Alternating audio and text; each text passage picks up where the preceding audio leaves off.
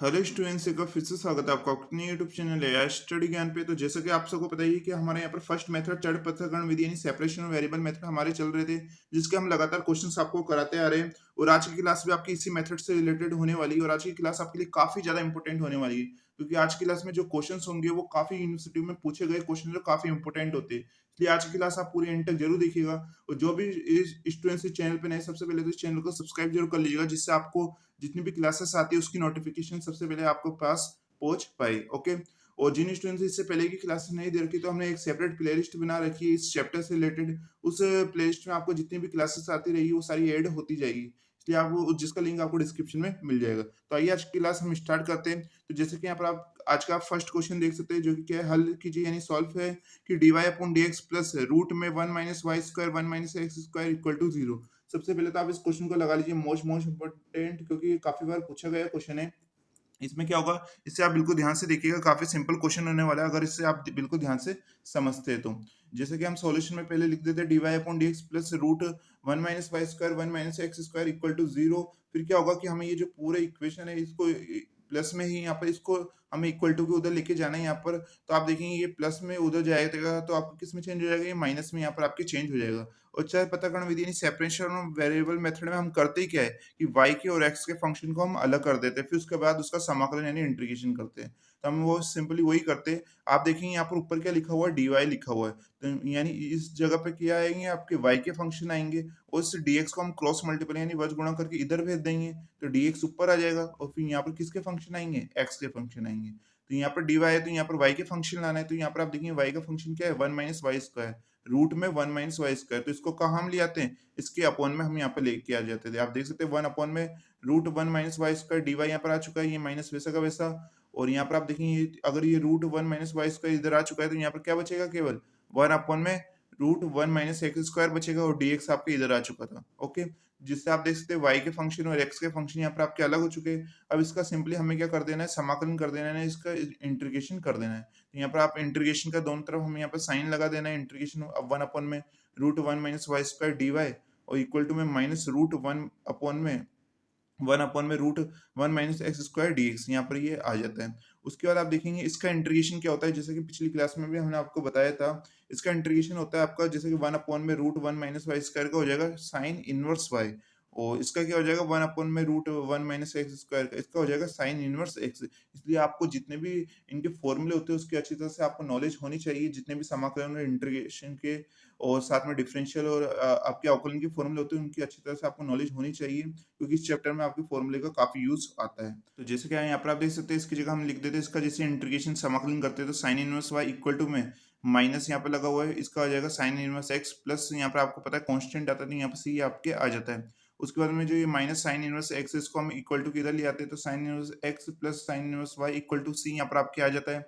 अब यहाँ पर आप ये फॉर्मूला देख सकते हैं कि sine inverse x plus sine inverse y, इसका एक आपने फॉर्मूला 12th क्लास में जरूर पढ़ रखा होगा। अब उसी का हम यूज करने वाले हैं। जब भी आपके इस प्रकार से आए कि sine inverse x plus sine inverse y, तो उस कंडीशन में इसका फॉर्मूला क्या होता है आप देखिएगा। उसका फॉर्मूला होता है साइन इनवर्स ब्रैकेट, अब यहाँ पर फर्स्ट में क्या है एक्स है तो हम पहले एक्स लिखेंगे, और जो सेकंड रहेगा वाई, इसमें हम क्या करेंगे root 1 minus y square. Okay. फिर उसके बाद हमें यहाँ पर क्या लगाना होगा, यहाँ पर प्लस लगाना होगा। फिर यहाँ पर इस वाई को लिखेंगे हम यहाँ पर, और अभी यहाँ पर जो पहले वाला एक्स है इसको हम कैसे लिखेंगे, रूट 1 माइनस एक्स स्क्वायर लिख देंगे। ये आपका फिर इक्वल टू में सी, तो ये किसका फॉर्मूला होता है, sine inverse x plus sine inverse y का ये आपका फॉर्मूला होता है। अब हम सिंपली क्या करते हैं, यहाँ पे जो साइन इनवर्स दे रखा है इसको हम इक्वल टू के उधर ले जाते हैं, सी के पास में ले जाते हैं। तो साइन इनवर्स जैसे इक्वल टू के उधर जाएगा तो ये साइन इनवर्स से किस में चेंज हो जाएगा, साइन में चेंज हो जाएगा। क्या आ जाएगा वहां पर आपके साइन सी यहाँ पर आपके आ जाएगा, जैसे कि आप देखिएगा। और बाकी की इधर की वैल्यू तो वही रहेगी, x root 1 minus y square, फिर यहाँ पर क्या आएगा plus y root 1 minus x square, और जो साइन इनवर्स उधर जाते हैं साइन सी यहाँ पर आपके हो जाता है। ओके। अब नेक्स्ट स्टेप भी देखिएगा, ये लास्ट स्टेप है कि x root 1 minus y square, फिर यहाँ पर प्लस क्या आ जाएगा, यहाँ पर y आ जाएगा रूट 1 माइनस एक्स स्क्वायर।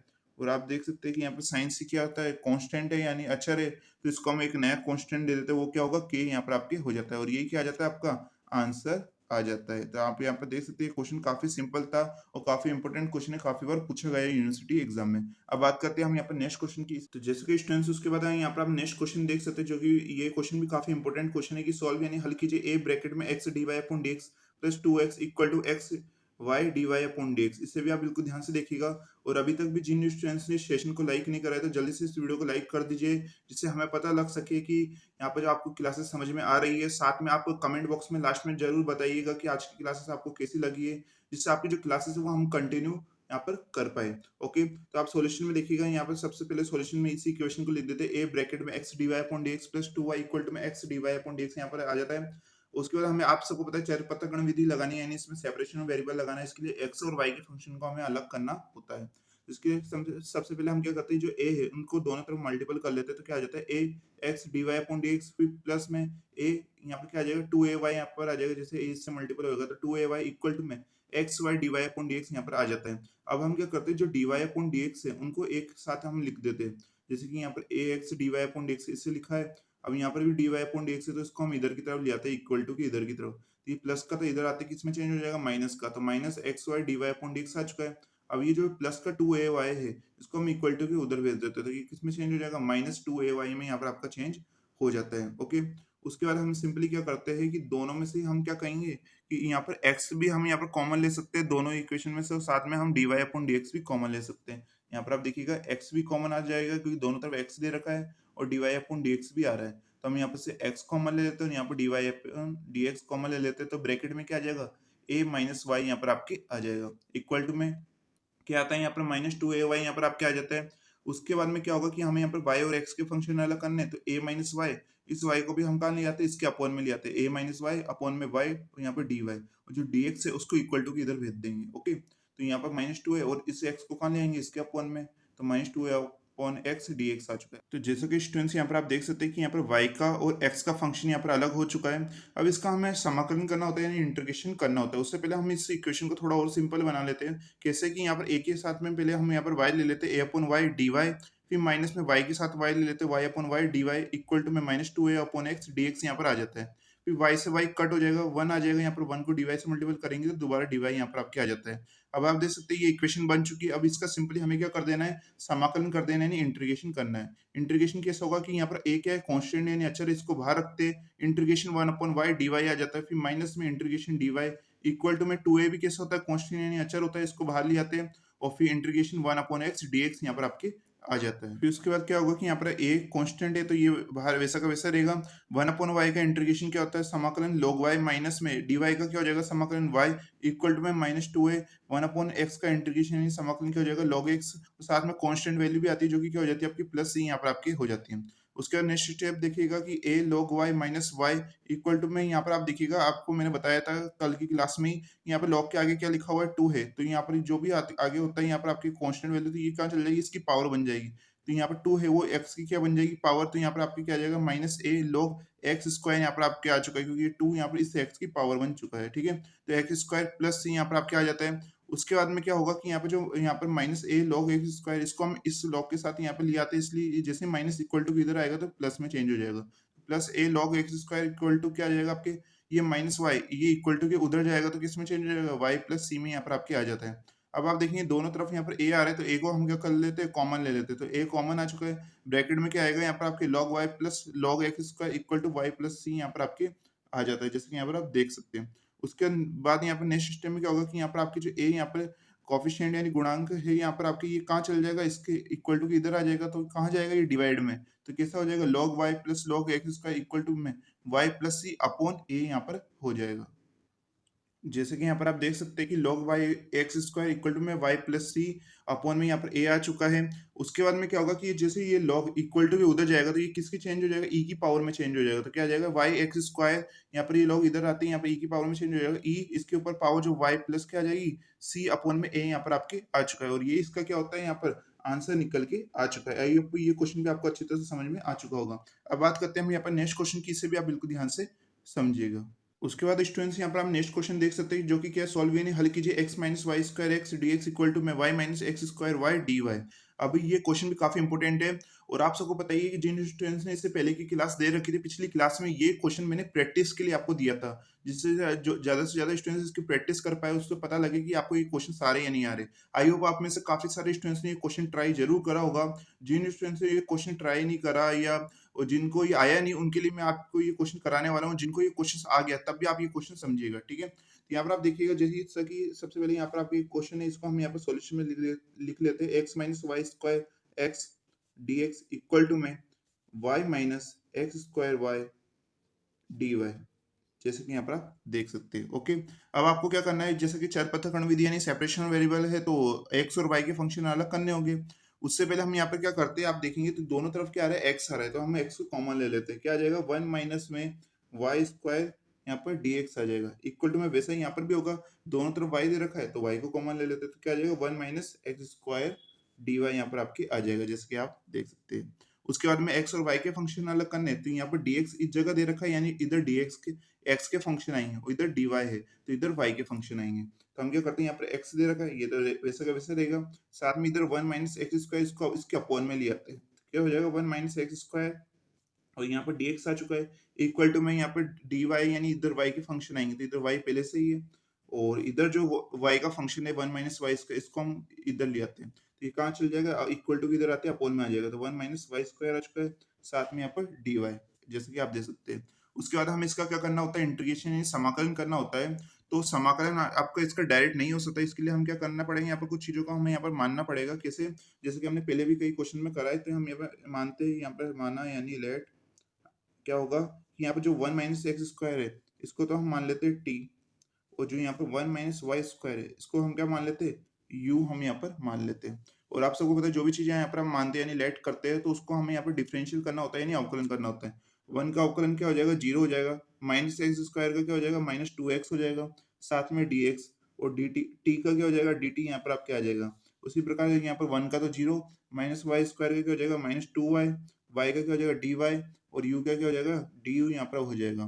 फिर आप देखिएगा x dx इक्वल टू में यहाँ पे जो माइनस 2 है इसके अपॉन में आ जाएगा, तो कैसे हो जाएगा माइनस 1/2, और dt यहाँ पर आ चुका है। उसी प्रकार यहाँ पर क्या होगा कि y dy है, और इस माइनस 2 को इधर ले आते हैं तो अपॉन में आ जाएगा 1/2 माइनस 1/2 और du, यहाँ पर आप देख सकते हैं। अब सिंपली जो यहाँ पर चीजें आई है उसको आपको इस इक्वेशन में रख देना है। जैसे कैसे रखेंगे कि 1 माइनस एक्स स्क्वायर, इसको हमने t माना था तो इसकी जगह t रख देंगे, x dx की जगह यहाँ पर क्या है माइनस हाफ dt आया, तो इसके ऊपर हम वो वैल्यू रख देंगे। यहाँ पर माइनस यहाँ पर आप देखेंगे 1 माइनस वाई स्क्वायर को हमने u माना था तो उसकी जगह u रख देंगे, और y dy की जगह आपका क्या निकल के आया है, माइनस 1/2 du आया है, तो इसको हम ऊपर यहाँ पर रख देते हैं। तो यहाँ पर आप देखिएगा जैसे कि x dx की जगह हमें यहाँ पर माइनस 1/2 dt रखना है, तो कैसे रखेंगे 1/2, और यहाँ पर dt हम यहाँ पर रख देते हैं, साथ में यहाँ पर 1 माइनस एक्स स्क्वायर की जगह t रखना है, तो यहाँ पर क्या हो जाएगा 1/t यहाँ पर आपकी आ जाता है। ओके, उसी प्रकार यहाँ पर भी करना है, इक्वल में आप देखिएगा कि y dy की जगह में यहाँ पर माइनस 1/2 du रखना है, तो माइनस 1/2 du, ठीक है। साथ में यहाँ पर अपॉन में क्या आएगा 1 माइनस वाई स्क्वायर की जगह u, तो यहाँ पर क्या रख देते हैं 1/u हम यहाँ पर इस प्रकार से रख देते हैं। आई होप आपको ये समझ में आ चुका होगा। अब इसका सिंपली हमें क्या कर देना है, समाकलन यानी इसका इंटीग्रेशन कर देना है। तो हम यहाँ पर क्या करते हैं, इसका समाकलन करते हैं, तो लिखना होगा यहाँ पर आपको समाकलन करने पर यानी ऑन इंटीग्रेशन, ये लिखना काफी ज्यादा जरूरी रहता है आपके लिए, ठीक है। तो ऑन इंटीग्रेशन यानी समाकलन करने पर क्या होगा, -1/2, तो वैसा का वैसा क्योंकि कांस्टेंट है, 1/t का आप अच्छी तरह से जानते हैं क्या हो जाएगा log t हो जाएगा यहाँ पर इक्वल टू में -1/2 वैसा का वैसा ही, और 1/u का क्या हो जाएगा यहाँ पर log u यहाँ पर हो जाता है। और आप सबको पता है इसके साथ आपकी कांस्टेंट वैल्यू भी आती है, तो कांस्टेंट वैल्यू यहाँ पर क्या हो जाएगी प्लस log c यहाँ पर आपके हो जाता है। उसके बाद यहाँ पर आप नेक्स्ट स्टेप में क्या होगा -1/2, ये log t वैसा का वैसा ही, और यहाँ पर जो प्लस यहाँ पर आप देखेंगे 1/2 log u, इसको हम इक्वल टू के इधर ले आते हैं, तो ये किस में चेंज हो जाएगा प्लस में, तो 1/2 log u यहाँ पर आपके आ जाता है, इक्वल टू में क्या आता है log c यहाँ पर आ जाता है। अब आप देखेंगे दोनों की तरफ अपॉन में क्या दे रखा है 2 दे रखा है, तो हम 2 को कॉमन लेते हैं, क्रॉस मल्टीपल की ओर भेज देते यानी इसका वज गुणा कर देते, तो 2 को कॉमन लेंगे और इधर हम इस log c के पास ही हम यहाँ पर भेज देंगे, तो क्या हो जाएगा माइनस log t, तो यहाँ पर क्या आ जाएगा प्लस log u, और इक्वल टू के उधर यहाँ पर 2 चल जाएगा, तो 2 log c यहाँ पर आपके आ गया है, ठीक है, जैसे कि यहाँ पर आप देख सकते हैं। अब आप देखिएगा जब मैंने कल भी आपको एक फॉर्मूला बताया था, कौन सा फॉर्मूला था आप देखिएगा, जो कि था कि log a minus log b का फॉर्मूला, जो कि क्या होता है आप देखिएगा log a अपॉन b होता है। तो जैसे कि यहाँ पर आप देख सकते हैं यहाँ पर क्या है formula, log a minus log b equal to में log a अपॉन b यहाँ पर दे रखा है। इस फॉर्मूले का यूज हम यहाँ पर करने वाले हैं। देखिएगा प्लस का कौन सा है, तो log u प्लस का है, और log t यहाँ पर माइनस में दे रखा है, तो इसका क्या फॉर्मूला बन जाएगा, इसके according log u upon t यहाँ पर आपके आ जाएगा। तो हम यहाँ पर लिख देते हैं log u अपॉन टी यहाँ पर आ जाएगा इक्वल टू में, क्योंकि ये प्लस का है तो ये ऊपर रहेगा, ये माइनस का है तो ये अपोन में आ जाएगा। उसके बाद अभी मैंने आपको बताया था कि यहाँ पर लॉग के आगे क्या लिखा है, कांस्टेंट वैल्यू 2 है, तो इसको हम इसकी पावर में भेज देते हैं तो ये सी के स्क्वायर बन जाएगा। क्या हो जाएगा, लॉग सी यहाँ पर स्क्वायर यहाँ पर आपके आ चुका है, जैसे कि यहाँ पर आप देख सकते हैं। अब क्या होगा नेक्स्ट स्टेप में, यहाँ पे लॉग से लॉग आपके कट हो जाएगा और क्या आ जाएगा, u upon t equal to में सी स्क्वायर आ जाएगा। जैसे u upon t equal to c square आएगा तो हमें यहाँ पर यू की वैल्यू रखनी होगी कि हमने यू किसको माना था और टी किसको माना था, वो हमें यहाँ पर दोबारा रखना होगा। तो यहाँ पर आप देखिएगा थोड़ी देर पहले ही हमने टी किसको माना था, वन माइनस एक्स स्क्वायर को, तो वहाँ पर रख देंगे। यू किसको माना था, वन माइनस वाई स्क्वायर को, तो हम वहाँ पर उसी स्टेप में रख देंगे। जैसे कि यहाँ पर आप देख सकते हैं वहाँ पर क्या आ चुका है, यहाँ पर आपकी u upon t equal to c square आ गया है यहाँ पर आपके, क्योंकि हमने यहाँ पर लॉग से लॉग कट हो चुका है। अब u की वैल्यू हमने क्या मानी थी, वन माइनस वाई स्क्वायर मानी थी, तो इसे इधर लिख देते हैं। टी हमने किसको माना था, वन माइनस एक्स स्क्वायर को माना था, इक्वल टू क्या है यहाँ पर आपकी सी स्क्वायर। इसको एक नया कॉन्स्टेंट दे देते हैं हम, जो कि क्या होगा यहाँ पर आपका के यहाँ पर आपके आ जाता है। ओके, अब यहाँ पर वन माइनस वाई स्क्वायर और जो वन माइनस एक्स स्क्वायर, इसको इधर वजगुणा यानी क्रॉस मल्टीपल कर देते, तो क्या आ जाएगा, के वन माइनस एक्स स्क्वायर यहाँ पर आ जाएगा और ये क्या हो जाता है, आपका आंसर निकल के आ चुका है। आई होप आप में से काफी सारे स्टूडेंट्स ने ये पिछली क्लास में क्वेश्चन ट्राई जरूर करा होगा। काफी सिंपल क्वेश्चन था और जिन स्टूडेंट्स को इस क्वेश्चन में दिक्कत आई थी तो आप ये क्वेश्चन देख सकते हैं। ठीक है, क्वेश्चन काफी सिंपल था। आई होप आपके जितने भी क्वेश्चंस थे चार पृथक्करण विधि के, वो हमने ज्यादा से ज्यादा आपको क्वेश्चंस कराए हैं। अब यहाँ पर इसके अंदर आता है आपके चार पृथक्करण विधि के अंदर इसके चार पृथक्करण में सम्मानित होने वाली समीकरण यानी reducible to the separation of variable method. अब उसके हम क्वेश्चंस करेंगे, उसके भी काफी क्वेश्चंस यूनिवर्सिटी एग्जाम में पूछे जाते हैं। तो आप नेक्स्ट क्लास आपकी इन क्वेश्चंस के ऊपर होने वाली है, तो आप नेक्स्ट क्लास में बने रहिएगा, जिसका लिंक आपको डिस्क्रिप्शन में मिल जाएगा। और आज की क्लास आपको कैसी लगी सभी स्टूडेंट्स को कमेंट करके जरूर बताना है। उस वीडियो को लाइक करना ना भूले। तो मिलते हैं नेक्स्ट क्लास में, तब तक के लिए पढ़ते रहिए और सीखते रहिए।